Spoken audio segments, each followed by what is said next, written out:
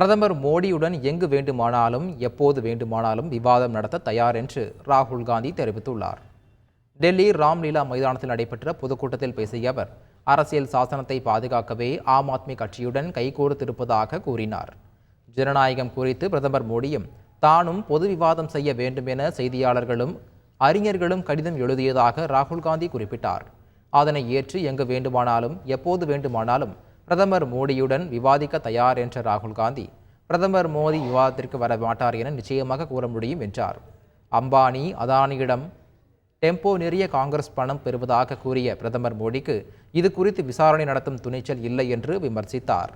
ஆம் ஆத்மி மூத்த தலைவர்களுடன் பாஜக அலுவலகத்திற்கு நாளை வரப்போவதாக தெரிவித்துள்ள டெல்லி முதல்வர் அரவிந்த் கெஜ்ரிவால் எவ்வளவு பேரை வேண்டுமானாலும் கைது செய்து கொள்ளுமாறு அறிவித்துள்ளார். காணொலி மூலம் உரையாற்றிய அவர், தன்னையும் அமைச்சர்களையும் சிறையில் அடைத்தது இல்லாமல் தன்னுடைய தனி உதவியாளரையும் சிறையில் அடைத்திருப்பதாக குற்றம் சாட்டினார்.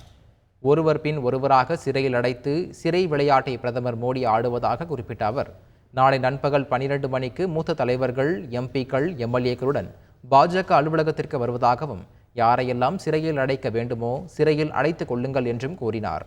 ஆம் ஆத்மி தலைவர்களை சிறையில் அடைப்பதன் மூலம் கட்சியை நசுக்கிவிட முடியாது என்ற கெஜ்ரிவால், வேண்டுமென்றால் ஒருமுறை அடைத்து பாருங்கள் என்று சவால் விட்டார்.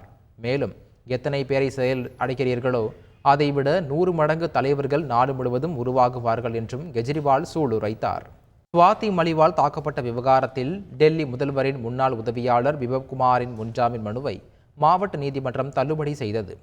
மனு விசாரணைக்கு வந்தபோது முதல்வர் இல்லத்தில் சிசிடிவி பதிவிற்கும் சுவாதி மலிவால் அளித்த வாக்குமூலத்திற்கும் தொடர்பு இல்லாததால் முன்ஜாமீன் வழங்க வேண்டுமென வாதிடப்பட்டது.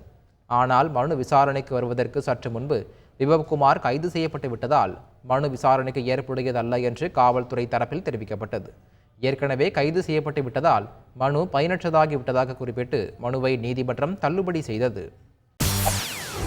செய்திகளை உடனுக்குடன் தெரிந்து கொள்ள உடனே சப்ஸ்கிரைப் பண்ணுங்க.